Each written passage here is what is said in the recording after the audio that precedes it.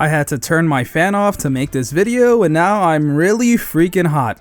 But anyway, since the very beginning of my YouTube channel, there's one thing that I've probably spoken about more than anything else. Of course, that's Jump Force DLC Season 2. I've gone up and down on this subject, allowing you guys to hear my thoughts on anything the DLC Season 2 could possibly offer. Since the official announcement of DLC Season 2, I've made several videos such as move list creations for specific characters. However, I never actually provided you with my official predictions for who I believe the DLC characters are going to be.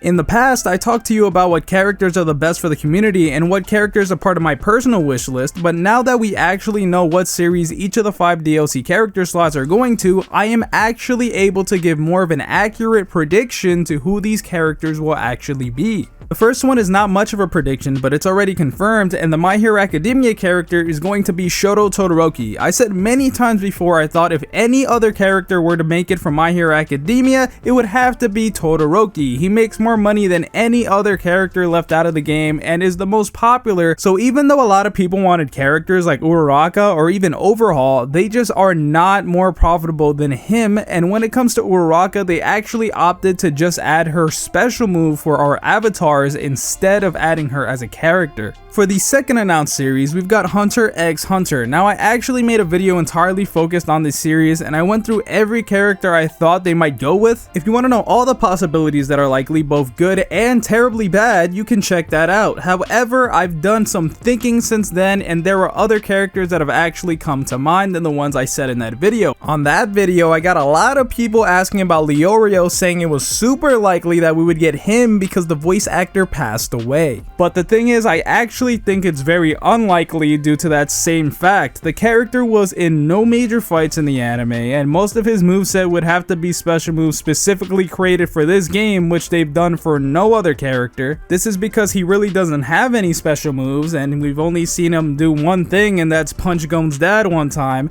and he actually has not been requested well at all up until the voice actor's death. So the only reason why Leorio would join would be in memory of the actor, but I doubt the best way to remember the actor would be to have someone else play his character.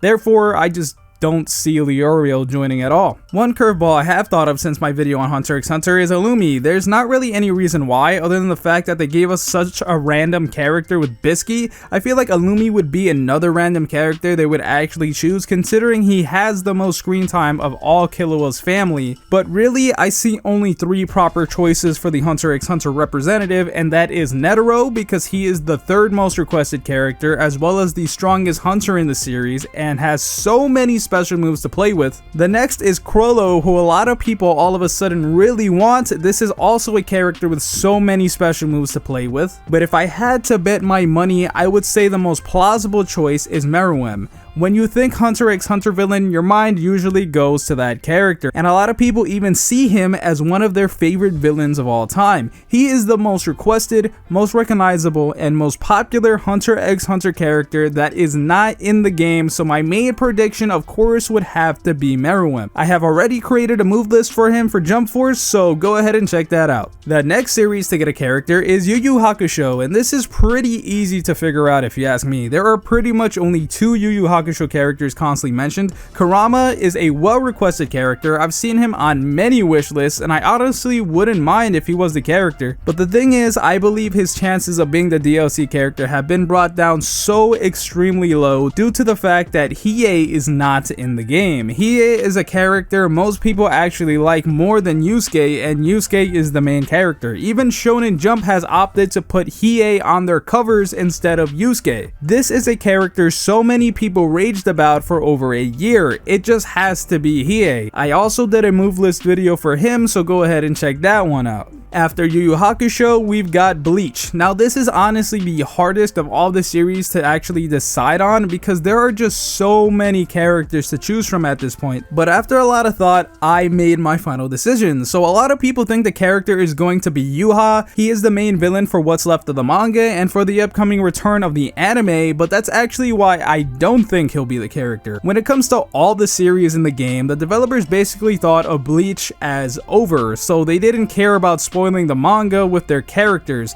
but when it comes to other characters on the roster that currently have ongoing anime, they tend to not spoil the manga. Sure, we could see something like Deku using Manchester Smash since it pretty much doesn't spoil anything about the manga at all, but it's not like they would have put Infinite Full Counting Deku or anything like that, because that would have been a pretty big spoiler for the manga at the time. So if somehow the DLC doesn't release until 2021, which is when the Bleach anime is going to return, then I would think they would use Yu Ha to get money off the hype of the character. But right now, I personally think we're more likely to see Byakuya, so my prediction is Byakuya. Now for JoJo's Bizarre Adventure. A lot of people think they are going to stay in part 3 and only have characters from that specific part, therefore we would see characters like Kakyoin or even Old Man Joseph, but I don't see any reason at all why they would only allow part 3 characters. That logic doesn't really click into my head. Other people think they might go with the most recent protagonist of the series, which is Jolene. However, she hasn't gotten her own anime yet, which means she is less profitable of a character than a protagonist who has. And the two specific characters who have the best chance in my opinion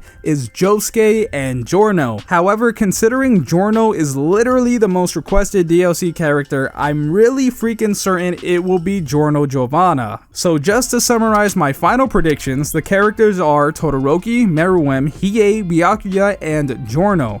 I want to thank you guys for watching today's video, and I would appreciate it if you left a like before you go. My name's Konjic, and I'll talk to you in the next video.